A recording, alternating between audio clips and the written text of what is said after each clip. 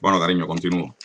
Creo que esto se va a tener que editar en 3 partes, porque bueno, es lo que debe tener más o menos un cuento, unas 10, 11 cuartillas de máquina.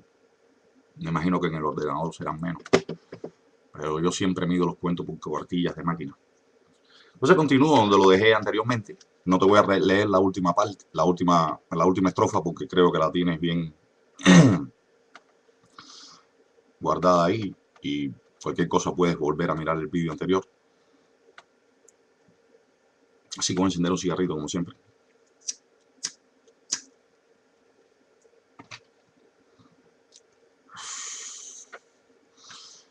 Y dice así. Al principio no tuvimos ningún contratiempo. En la embarcación, si es que así se le puede llamar, íbamos el hermano de Kiki, Raúl, el Rolly, que es mi hermano mayor y pariente de Matusalén y del Baco, pero de él ya me encargo yo de contarte. Jáuregui, por supuesto, yo. Excepto Jáuregui, el resto le dábamos a los remos. Nuestra experiencia se remontaba a las incursiones playeras en el arenazo, cuando pretendíamos lucir trofeos de caza submarina. Aunque de eso hacía ya mucho tiempo y nadie quería recordarlo por la cagalera que nos dio una picúa recién nacida que nos hizo perder hasta las patas de ranas. Te decía que remábamos, pero la playa nos seguía quedando a la misma distancia. Los primeros kilómetros de navegación son los más jodidos, porque las olas se empeñan en devolvernos a la orilla. Eso ya lo sabíamos y no nos dejamos engañar por las apariencias. Incluso cuando cayó la noche, las luces del litoral nos parecían demasiado cercanas. Jáuregui ya se había incorporado a la ronda de los remos, y me atrevo a decir que lo hacía con tal fuerza que parecía un loco.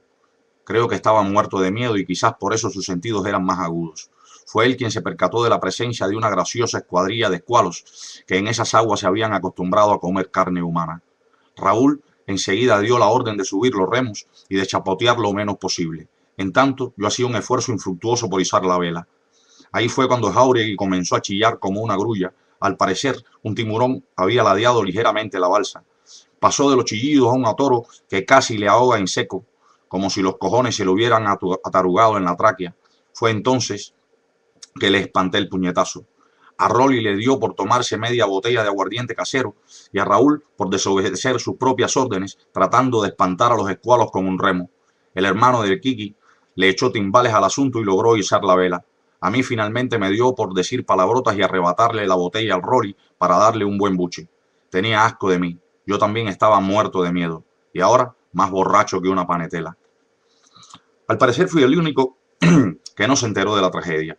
Cuando me desperté, Jáuregui seguía llorando en la misma posición. El Rolly le estaba cantando una nana a la botella vacía. El hermano del Kiki operando la vela y Raúl. Más tarde me enteré que se había empeñado en hacerle piruetas con los remos a la escuadra satélite durante la madrugada hasta que acabó por tirárselos uno a uno. Después les hacía muecas y les tiraba trompetillas. Luego perdió el equilibrio. Me dijo el hermano del Kiki que desde entonces los tiburones no se acercaron a la balsa.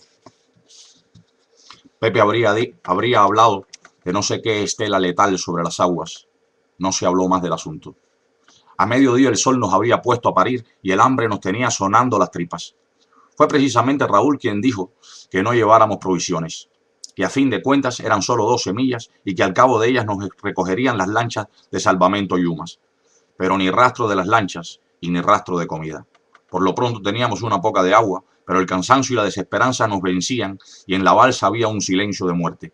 Nos turnamos en el manejo de la vela. Ya no sabíamos si íbamos al norte o al sur.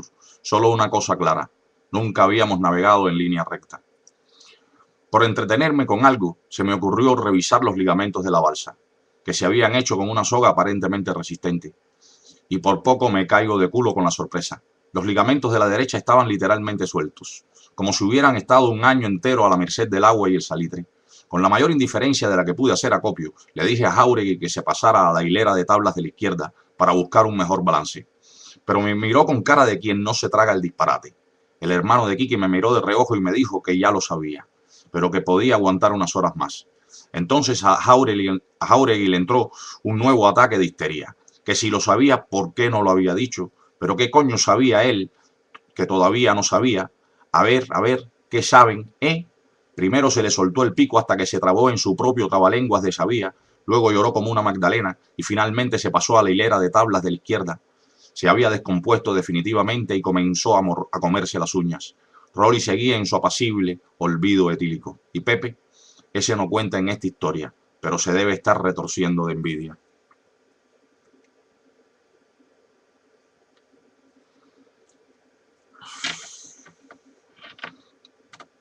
Con razón decía la afinada Timotea que cuando el mar es de cagar no valen guayabas verdes. El caso es que además del sudor, el sol, la sinfonía de las tripas, el agua que comenzaba a filtrar relatizado de la izquierda y una nueva oleada de tiburones a babor y estribor, se nos habían sumado un bamboleo que nos llevó de las náuseas al vómito y en menos de lo que canta un gallo habíamos echado hasta las bilis. Fue entonces que las cosas empezaron a ponerse realmente malas. Las provisiones de aguas estaban llegando a cero y ya comenzábamos a sentir los primeros síntomas de deshidratación. En un ataque de lucidez, Rolly propuso que nos juntáramos los labios con un trozo de camiseta enguatada pasada por agua potable. Antes de la llegada del crepúsculo, a Pepe se le va a enfermar el hígado con mis mariconerías literarias, Rolly sufrió un ataque de delirium tremens. Al menos eso era lo que decía Jáuregui, porque si no, ¿cómo se explica que le diera por decir que él era Orfeo, novio de todas las sirenas y encantador de tritones invertidos, y que recibiría un indulto de Neptuno para llegar al otro lado del charco? Después cogió la botella vacía, la colocó a modo de guitarra y se puso a cantar un chachachá de jorrín. Finalmente tiró la botella y se quedó profundamente dormido. A Jáuregui lo asaltó un estado hipnótico, con cara de bobo y boquiabierto, mientras manipulaba la vela como un autómata. En tanto que al hermano de Kiki parecía que lo habían picado una mosca pornográfica y se estaba amasando los testículos. Yo, como siempre, pensando en las musarañas. Y así pasó el tiempo y un águila sobre el mar. Y casi me había vencido el sueño cuando me desperté sobresaltado por el ruido de un motor. A Jáuregui le entró una especie de mal de Zambito y solo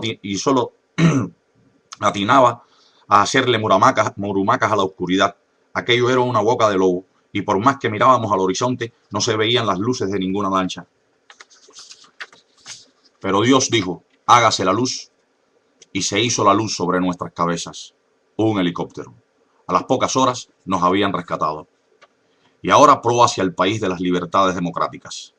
Pero esta vez el que se cayó de culo fue el hermano de Kiki cuando le dijeron que nos llevaban para la base militar de Guantánamo. A mí ya me daba igual, y creo que al Rolly y a Jáuregui también. Mientras mudábamos el cuero en las aguas del Caribe, en una balsa montuna que acabó con la vida de Raúl, los acontecimientos en tierra firme se habían desarrollado a su antojo. Y donde se había dicho Digo, ahora decían Diego. Resulta que a Mr. Clinton le había dejado de gustar la idea de los héroes balseros que ahora pretendían tomar por asalto las costas de la democracia, y en menos de 3 días cambiaron la prédica de más de 30 años. Durante ese tiempo, las emisoras anticastristas nos habían exhortado a abandonar la isla a cualquier precio. Cientos de cubanos habían perdido sus vidas en las aguas del Golfo y otros tantos lograban llegar a la tierra prometida.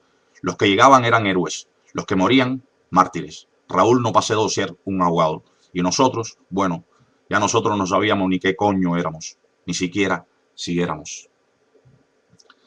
Desembarcamos después de haber recogido a otros balseros que corrieron una suerte similar a la nuestra. Lo que debía haber sido una fiesta, más bien parecía un velatorio. Si echabas el ojo de izquierda a derecha, por muy lento que hicieras el abanico, encontrabas rostros alargados, cansados, enfurecidos, pero si eres demasiado minucioso, te hubieras encontrado con la risa, aunque de esa risa prefiero no decirte nada. Nos llevaron a una especie de campo de concentración con unas condiciones de asepsia ligeramente superiores a las de Auschwitz y una estructura arquitectónica como para darle un susto a Nemier. Tiendas de campaña.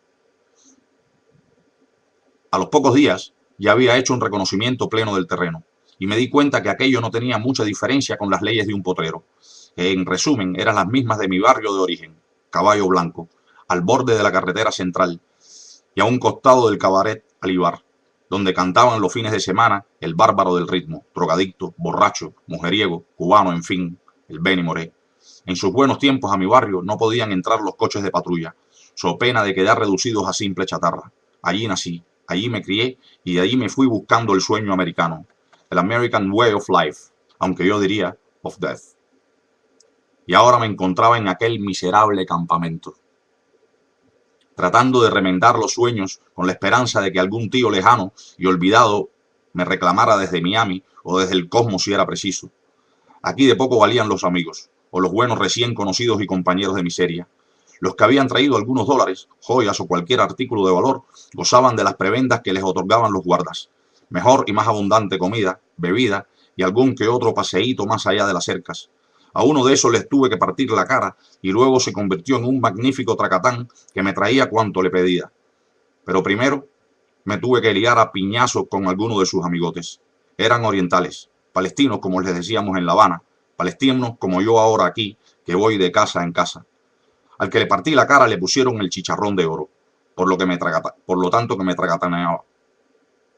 Tanto por lo que me tracataneaba.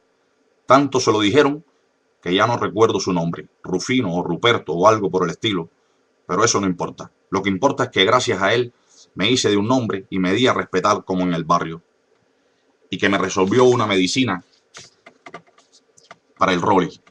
Ah, y una muñeca para Fabiola, la hija de mi vecino, que cumplía 10 añitos. Eso es lo que de verdad importa, ¿no crees? Bueno, y paro aquí también, porque ya tengo más de 11 minutos, ¿vale, cariño? Continúo en la próxima. Un besito otra vez.